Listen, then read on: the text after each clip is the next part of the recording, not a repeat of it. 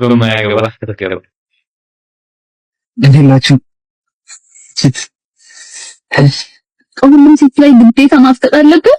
የምታልፈውን ያቺንም ማፍጠጥ በቃ ምን ቀን ነው ካንተ ጋር ብር የሆንኩት ግን እስማ እኔ ወደ ስልችት ነኝ። እዚህ ቤት ዝም በይ። ምንድን ነው ልጅ የምትጨቀጭቂው? በእናትሽ እኔ ምስኪን ልጅ ሲያዩት ራሱ ምስኪን ነው። ምንድን ነው ማውራትም ካለብሽ ቤትሽ ሄደሽ አታወሪም እንዴ?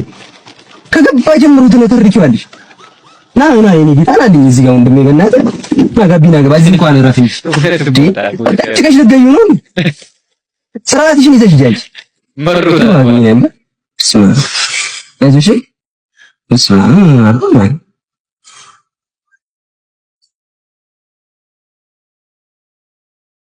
ቤት ዘርባክ